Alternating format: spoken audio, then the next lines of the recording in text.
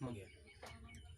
जय हिंद दोस्तों, मैं नयन सर आप सभी तमाम दोस्तों का तहे दिल से स्वागत करता हूं। तो आज हम लोग पढ़ेंगे नंबर सिस्टम का नेक्स्ट पार्ट वाला वीडियो, जो पहला पार्ट जो दिया हुआ है इसमें, जिसमें संख्या था क्या, आभाज्य संख्या,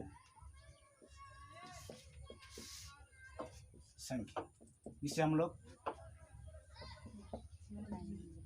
प्राइम नंबर बोलते हैं, इसे अंग्रेजी प्राइम नंबर कहा जाता है। तो इसका तो परिभाषा पहले लिखा दिया गया है ना, तो समझते हैं आगे। जो सबसे छोटा आभाज्य संख्या जो होगा वो क्या होगा, बोलो तो 2 होगा। ठीक, सबसे छोटा आभाज्य संख्या 2। हाँ, 2 एक लौता आभाज्य संख्या है ना, जो क्या बोलो तो सम संख्या है। बाद बाकी इसके बाद जितने भी सारे आभाज्य संख्या होंगे ना, वो सारा क्या होगा, बोलो विषम संख्या होगा। ठीक, तो कुछ लिखते हैं, थोड़ा सा लिखो तो। एक अंकों की सबसे छोटी, हाँ, एक अंकों की सबसे, एक अंकों की, बोला नहीं, मुंह सवारे निकलना। ठीक है, एक अंकों की सबसे छोटी, मुंह सवारे निकलना है। एक अंकों की सबसे छोटी आभाज्य संख्या,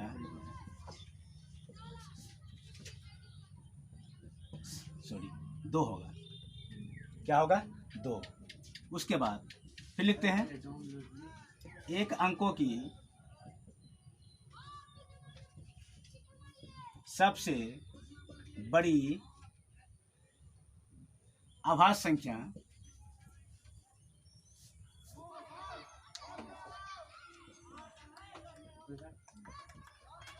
दो अंकों की, सॉरी, एक अंकों की सबसे छोटी आभाज्य संख्या कितना होगा, 7। हाँ, सबसे छोटी आभाज्य संख्या 7 होगा। सबसे छोटी आभाज्य संख्या कितना होगा, एक अंकों की 2 हो गया, सबसे बड़ी एक अंकों से कितना हो जाएगा, 7 हो जाएगा। ठीक, उसके बाद 2 अंकों की, 2 अंकों की, अरे तुम लोग आवाज कम करो। 2 अंकों की सबसे छोटी आभाज्य संख्या, क्या तुम लोग गिर करता है रे पगला सब रे, चला रहा है कि बोल रहे हैं, गजब है, यहाँ रिकॉर्डिंग हो रहा है, तुम लोग गिर कर रहा है। 2 अंकों की सबसे छोटी आभाज्य संख्या 11, क्या होगा, 11 होगा। उसके बाद 2 अंकों की सबसे बड़ी आभाज्य संख्या बताएगा कोई, हाँ, 2 अंकों की, 2 अंकों की सबसे बड़ी आभाज्य संख्या, बड़ी अभाज्य संख्या 97 होता है। उस तरह से 3 अंकों की,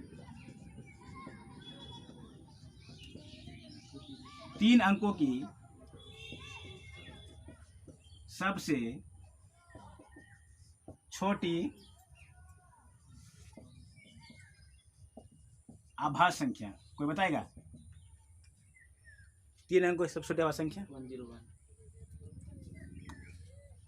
997 होता है। सबसे छोटी, सबसे बड़ी ना होना, हाँ, सबसे छोटी 101। हाँ, सबसे बड़ी बता दो, 99। ये वाला आ जाएगा ना, अरे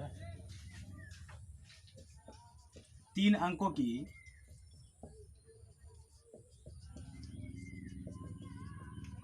सबसे बड़ी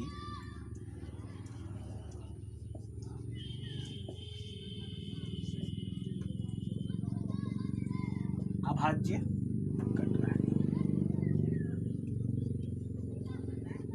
संख्या 997।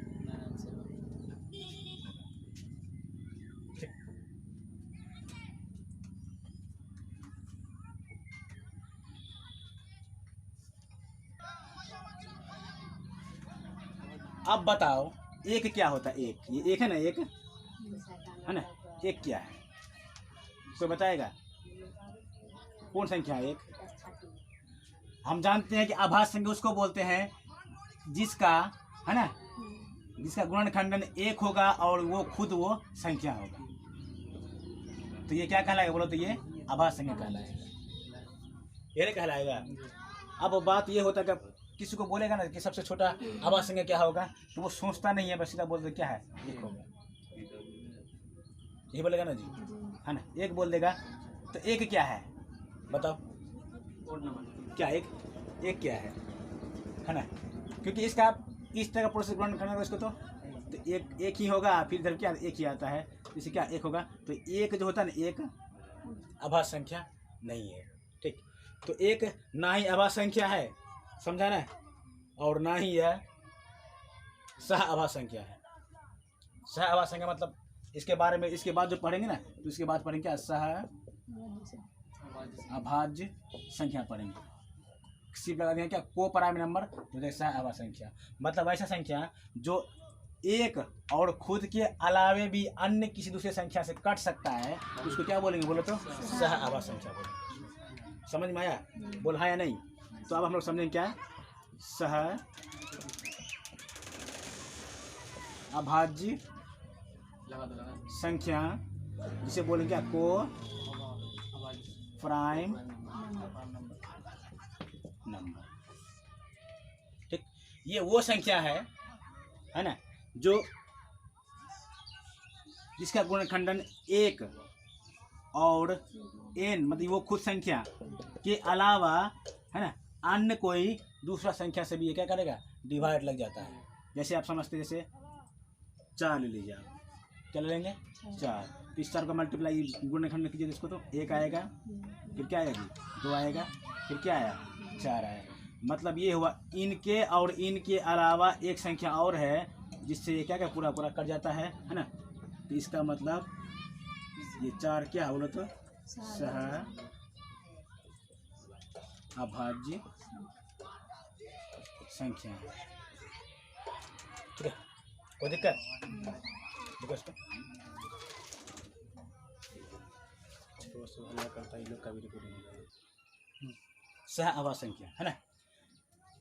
इसका कुछ जैसे समझते, 4 हो गया, 4 का क्या 6 आएगा जी, 6 के बाद 8 का फिर 9 आएगा, 9 का फिर 10 के बाद फिर 12 14 15 16 18, ये सभी क्या है बोलो तो सहआभास संख्या है ना। सहआभास को इसीलिए बोलते हैं क्योंकि है ना, ये संख्या एक तो इसको तो 2 से कटेगा नहीं, ये 3 से भी कटेगा, ये फिर 6 से भी कटेगा, ये और खुद 9 से भी कटेगा, ये और किसे कटेगा बोलो तो ये 18 से कटेगा। तो ये एक और ये खुद संख्या के अलावे भी इन सभी से ये डिविजिबल है, इसीलिए ये क्या कहलाएगा, समझ में आया ना। फिर देखो इसके बाद एक और संख्या है, इसे बोलते हैं सापेक्षिक आभास संख्या। क्या बोले इसको, सापेक्षिक या अपेक्षिक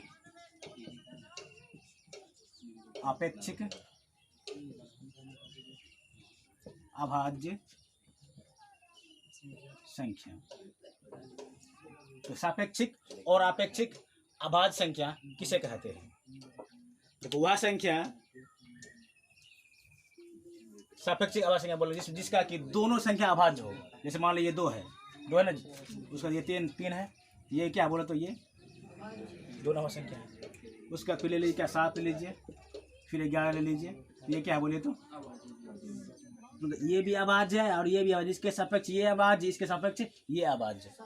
मतलब ऐसा संख्या जो वैसे संख्याओं का जोड़ा है ना, जो दोनों संख्या क्या होगा आभास संख्या होगा, तो वो क्या कहलाएगा बोलो तो सापेक्षिक आभास संख्या कहलाएगा। समझ गया ना? ठीक, तो देखते हैं। जैसे ये देखिए आप,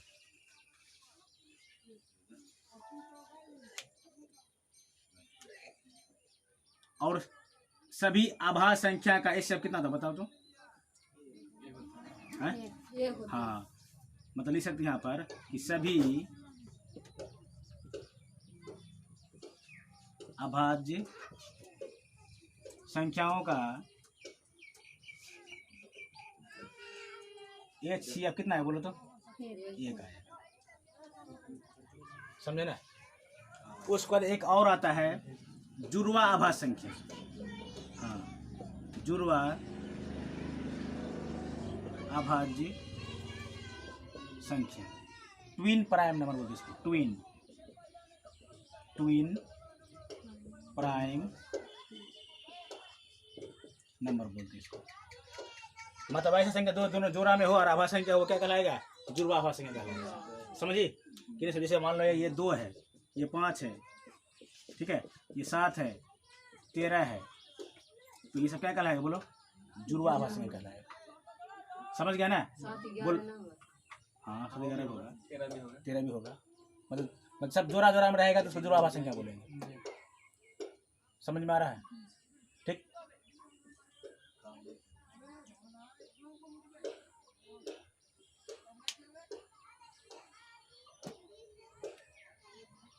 एक सवाल लिखो तो, एक सवाल लिख। यदि क्वेश्चन लिखो, यदि ये क्वेश्चन पूछा हुआ है, रेलवे में पूछा हुआ, ठीक है। हाँ, यदि P और Q, P और Q सापेक्षिक आभास संख्या हो, सापेक्षिक अभाज्य संख्या हो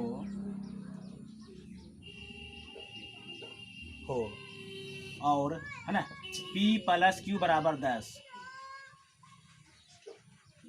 और P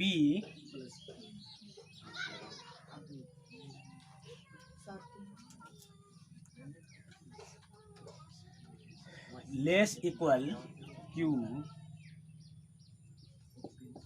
तो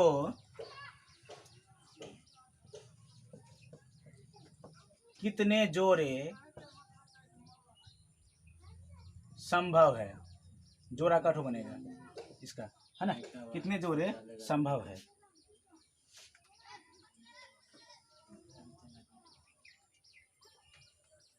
कितना जोड़ा संभव है इसका?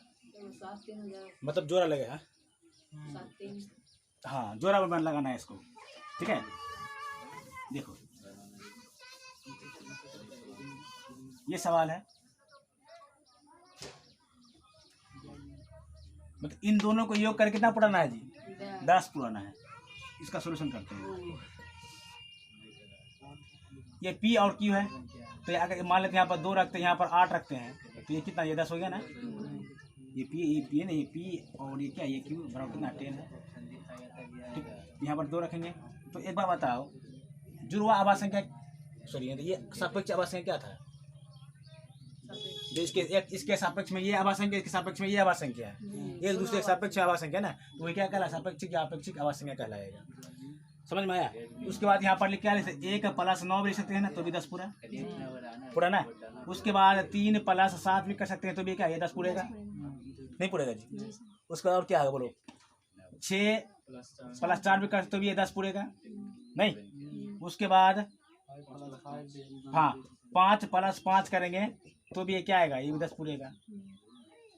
तो मतलब इसके सापेक्ष में ये आभाज, इसके सापेक्ष में ये आभास संख्या होगा, तब वो क्या कहलाएगा? सापेक्ष आभास संख्या। इसका मतलब इसमें क्या है? ये 2 आया, फिर क्या 8 आया, एक जोड़ा ये हो गया, एक आया और एक क्या, ये 9 आया, तो एक जोड़ा ये हो गया, ये 3 आया और ये 7 आया, एक जोड़ा ये हो गया, ये 6 आया, ये 4 आया, तो एक जोड़ा ये हो गया, ये 5 आया और ये 5 आया, एक जोड़ा ये 1 2 3 4 5 जोड़ा है ना।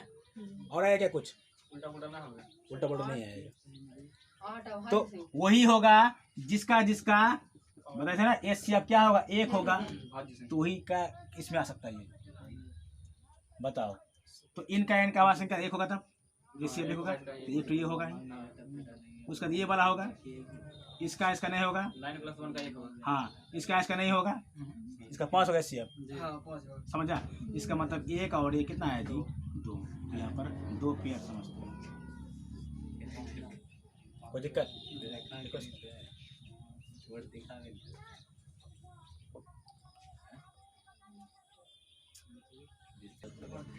अब समझते हैं हम लोग पूर्ण वर्ग संख्या क्या होता है।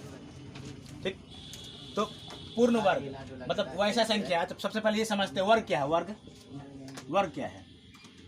वर्ग जिस संख्या में उसी संख्या से गुना करने पर जो संख्या प्राप्त होता है वो संख्या क्या कहलाता है? वर्ग कहलाता है। दो सेम संख्या का हाँ, दो सेम संख्याओं का गुणनफल बराबर उस संख्या क्या कहलाता है? वर्ग कहलाता है ना। और पूर्ण वर्ग वो संख्या होता है जिसका वर्गमूल निकालने पर है ना पूरा निकल जाता हो, उसे क्या बोलेंगे? पूर्ण वर्ग संख्या बोलेंगे।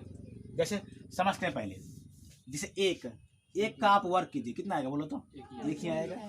दो का वर्ग कीजिए, कितना आएगा? 4 आएगा। 3 का वर्ग कीजिए, 9। उसके बाद 4 का वर्ग 16। 5 का वर्ग कीजिए 25। 6 का वर्ग कीजिए 36 होगा कि ठीक। 7 का, 8 का, 9 का, 10 का स्क्वायर कितना आएगा? 100, 100 आएगा। अब इसमें से कुछ आपको दिखाई दे रहा है, बहुत ऐसा चीज दिखाई दे रहा है।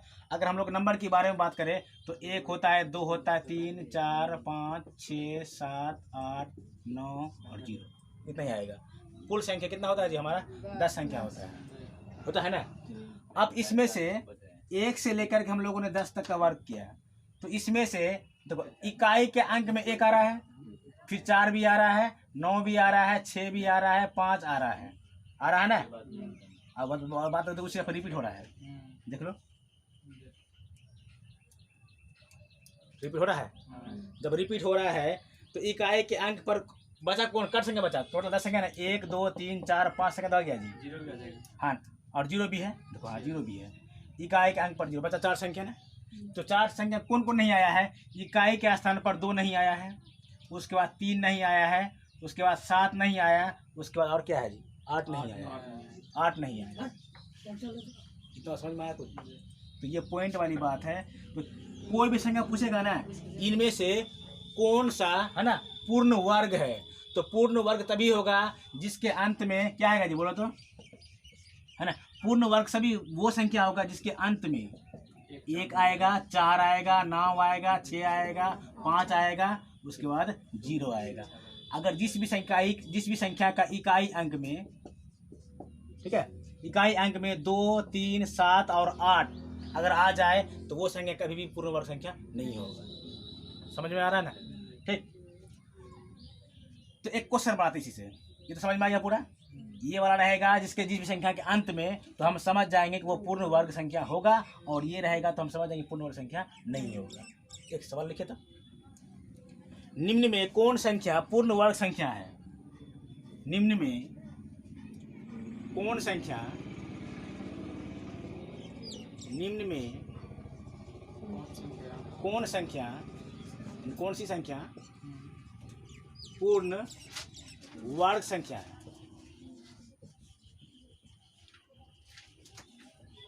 ऑप्शन नंबर ए।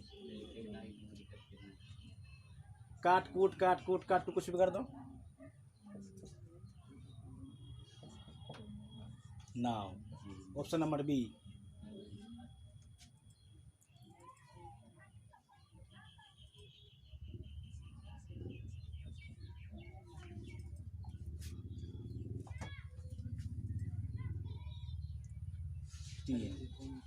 ऑप्शन नंबर सी।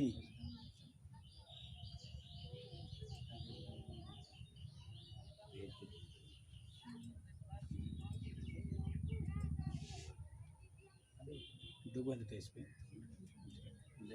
काट कूट इस कर दो पूरा। क्वेश्चन क्या ही होगा यहाँ पर? 8। Option number D.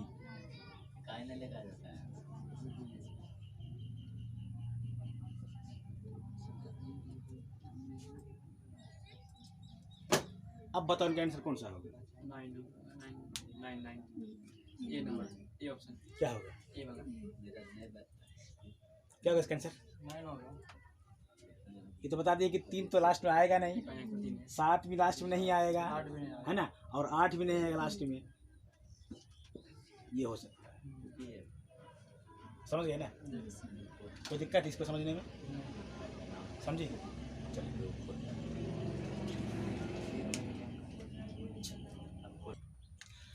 अब हम लोग समझते हैं, सर हो गया ना, कि कैसे समझेंगे सर ये दो अंक का मान ली 2 अंक का संख्या है, इसका अगर वर्क करेंगे तो कितना इधर अंक आएगा, है ना। उसके बाद 3 अंक का है, इसका वर्क करेंगे तो कितना आएगा, मान लो 4 अंक का है, इसका वर्क करेंगे इधर कितना अंक आएगा, है ना। हाँ सिंपल सी बात है। तो समझेंगे पहले एक सवाल आप लिखिए, पहले सवाल लिखिए। 4 अंकों की संख्या को 4 अंकों की संख्या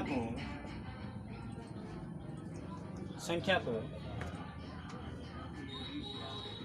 वर्ग किया जाए, मुझको बहुत मजा आने वाला है।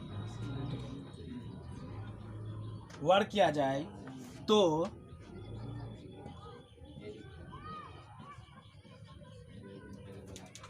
निम्न में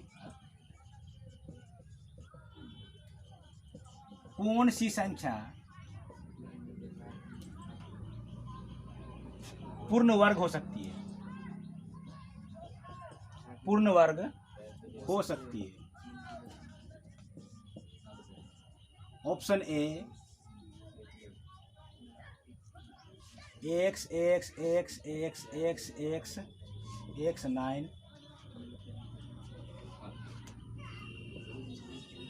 x x x x x x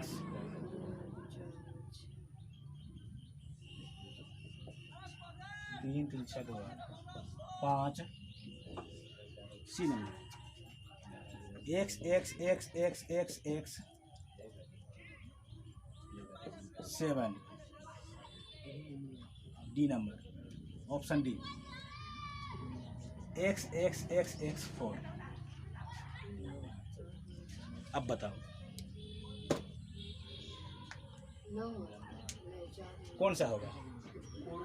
हाँ 4 अंकों की संख्या को, है ना, वर्ग किया जाए तो निम्न में से कौन सी संख्या जो होगा जो पूर्ण वर्ग दिखाएगा, या तो ये वाला, तो इस एक्सेस का मतलब ये होता है यहाँ पर कोई ना कोई संख्या होगा, समझ में आया ना। और इस अब तो क्लियर हो गया पूरा। तो 4 अंकों की संख्या है, तो सिंपल ही समझते हैं, मतलब कि किसी भी संख्या का वर्ग करेंगे तो अंतिम में 2 नहीं आना चाहिए, ये होगा 3 नहीं आना चाहिए, 7 नहीं आना चाहिए और 8 नहीं आना चाहिए, ये ना बताए थे। तो हम लोग इसके ऑप्शन अनुसार समझते हैं, तो ये तो आएगा ही, ये तो आएगा ही, ये भी आएगा। तो सबसे पहला बात ये तो हो नहीं करेगा, हम समझ गए उससे, कोई दिक्कत। अब दूसरी बात ये है, हम यहाँ पर अंक देख रहे हैं, ये 4 डिजिट का संख्या है, इसका हम लोग वर्क करने जा रहे हैं, है ना।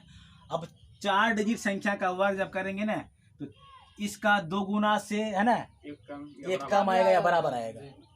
मतलब इसका अगर वर्क करेंगे, 4 अंक की संख्या का वर्क करेंगे, या तो 8 अंक का संख्या आएगा या तो फिर 7 अंक का संख्या आएगा। तो 4 अंक हम लोग समझते हैं, 1 2 3 4 5 6 7, ये हो गया ना, 1 2 3 4 5, ये तो होबे नहीं करेगा जी, अंतिम में होगा, लेकिन बहुत ज्यादा है ना, ये तो पहले छट गया, ये तो और नहीं आएगा। 1 2 3 4 5, इसका मतलब ऑप्शन क्या है बोलो। तो ऐसे भी हम लोग ऑप्शन के द्वारा भी समझ सकते हैं, लेकिन जब तक पूरा जानोगे नहीं, है ना, होता कैसे है, तब तक आपसे होगा नहीं। 8 गो रहा था, 8 गो रहता, 8 दूनी 16 आ गया, तो फिर 15 होगा। हाँ। अगर मान लो 8 अंक का है, मान लो 8 डिजिट का संख्या है, इसका हम लोग स्क्वायर किए ना, इसका स्क्वायर, तो इसका स्क्वायर करेंगे, या तो इसको पूरा स्क्वायर करने के बाद, या तो ये 8 इसका दुगुना, 8 दूनी 16 अंक का होगा, या तो फिर 15 अंक का होगा ये। और बाद जब क्या जो 9 ने किया ऊपर में, यहाँ ये वाला 9, हाँ मतलब 4 अंक वाला है, 4 अंक वाला है, 7 या 8 रह सकता है, ऊपर में 7 रहा है, नीचे में 8 रहा था, आई पर सोया हुआ था।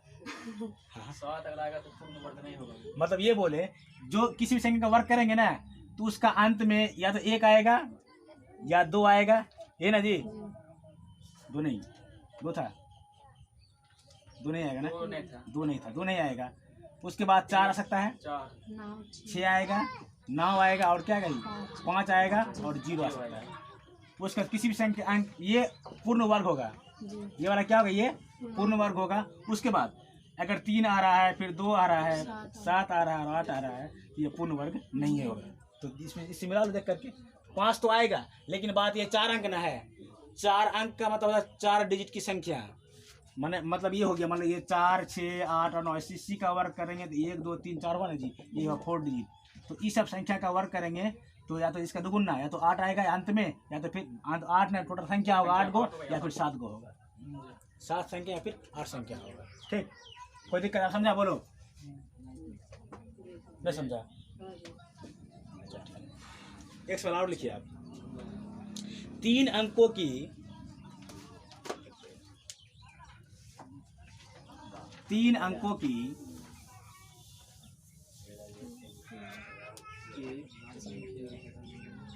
3 अंकों की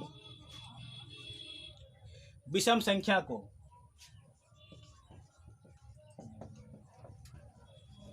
विषम संख्या को 3 अंकों की विषम संख्या को वर्ग किया जाए, वर्ग किया जाए, वर्ग किया जाए तो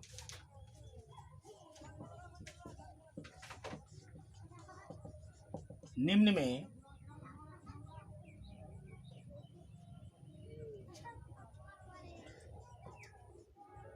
कौन सी संख्या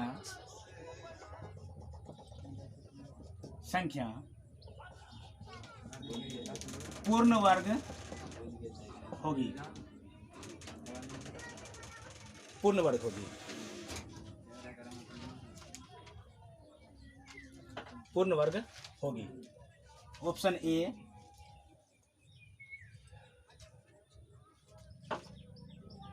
x4 x और 5x4। Option B x9। Option C x5। Option D 3। अब बताओ,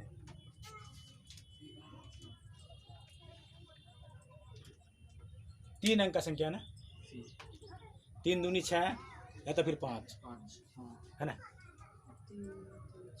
बता कौन सा आएगा इनमें से, कौन सा? या तो ए बी सी डी, इस ऑप्शन में से कौन सा आएगा? सी आएगा। कितना आएगा सी वाला? 1 2 3 4 5 6, 3 दूनी ये भी हो सकता है ना, 6, ये ये भी तो सकता है। हाँ। 1 2 3 4 5 6, ये भी 6, ये भी 6 है। 1 2 3 4 5 6 7, पूरा होगा। ये तो कभी नहीं आएगा। ऑप्शन समझो, 3 बार तो हो भी नहीं करेगी, 50-50 कौन बने करोड़पति, है ना। देखो 2 ऑप्शन छट गया है, ये कैसे छटा पहले बता दिया अभी पढ़ा के, है ना। अब ये और ये वाला बचा है। तो एक बात याद रखना, अगर कोई ओड संख्या है, अगर ओड नंबर है ना, अगर उसका अगर हम लोग इसे स्क्वायर करेंगे तो ये संख्या जो आएगा इधर तो ओड नंबर ही आएगा। हाँ, समझ में आया? ओड नंबर ही यहाँ पर आएगा। इसका अगर स्क्वायर करेंगे ओड संख्या, मान लो 1 1 1, इसका स्क्वायर करेंगे 3 अंकों कैसे मान लें कि और संख्या ही है वो? विषम के आसपास लिखा हुआ है यहाँ। अच्छा, विषम लिख दी ना। अच्छा, नहीं है लिखा हुआ आसपास, बस यही होगा। इसका मतलब 5 वाला आएगा तब। सी होगा। इसका मतलब कौन सा है बोलो? सी आएगा। क्लियर है? एक सवाल और लिखेगा।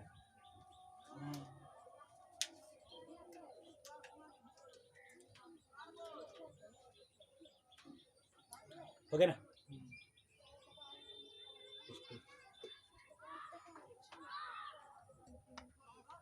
चलो अब हम लोग समझते हैं, किसी भी 2 अंक हो या 3 अंक हो, 4 अंक हो या फिर n अंक हो, उसका वर्ग करेंगे तो कितना संख्या का होगा। ठीक, समझते हैं। देखो पहले, अगर अंक 2 डिजिट का है, कितना का है? 2 डिजिट का है, इसका वर्ग करेंगे तो इसके 2 गुना से, माने 2n, इसका 2 गुना 2n ना हो गया जी। इसके 2 गुना से या तो 1 अधिक आएगा या तो इसके 2 गुना से 1 क्या आएगा? कम आएगा। और इसका जितना भी होगा 2 दूनी 4, 4 और 1 कितना आएगा जी? 5 हो सकता है या फिर 3 हो सकता है। समझ में आया? ठीक। जैसे मान लेते हैं कितना है, कुछ मान लो 11, इसका स्क्वायर करो कितना है बोलो तो 121, इसके दोबारा कितना 1 कम आ गया, आया ना। चलिए उस तरह से अगर 3 डिजिट का होगा तब क्या है बोलो, 2 गुना से कम, 3 दूनी 6 अंक आएगा, या फिर 1 5 अंक आएगा। अगर 4 डिजिट का संख्या होगा तो कितना, 4 दूनी या तो 8 होगा या तो फिर 7 होगा। अगर 5 डिजिट का होगा या तो 10 होगा या तो फिर क्या आएगा जी 9 अंक का संख्या होगा। अगर 6 डिजिट का होगा स्क्वायर करेंगे इसका, 6 दूनी या तो 12 या फिर 11। कोई दिक्कत, इस तरह से हम लोग कर सकते हैं यहाँ पर।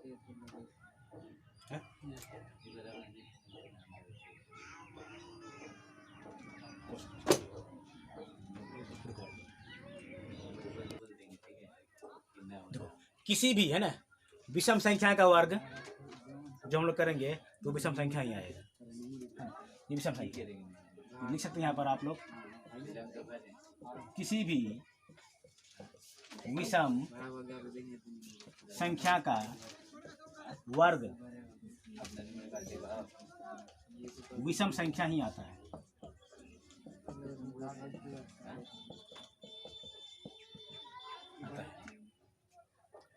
जैसे मान लेते हैं आप, जैसे 5 का वर्ग कितना आएगा जी 25, ये विषम संख्या है।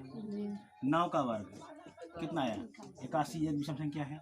11 का वर्ग कितना आएगा 121, ये भी विषम संख्या है। 7 का वर्ग कितना आएगा 49 है ना, 49 आएगा। ये भी क्या एक विषम संख्या है। इससे आप समझ सकते हैं किसी भी है ना विषम संख्या का वर्ग एक विषम संख्या ही होता है। तो चलिए दोस्तों है ना, आज इतना ही रखते हैं। आशा करते हैं कि ये वीडियो आपको काफ़ी पसंद आया होगा। यदि अच्छा लगे तो इस चैनल को सब्सक्राइब कीजिए और वीडियो को लाइक कीजिए और अपने दोस्तों में शेयर कीजिए। मिलेंगे फिर नेक्स्ट वीडियो के साथ, तब तक के लिए जय हिंद।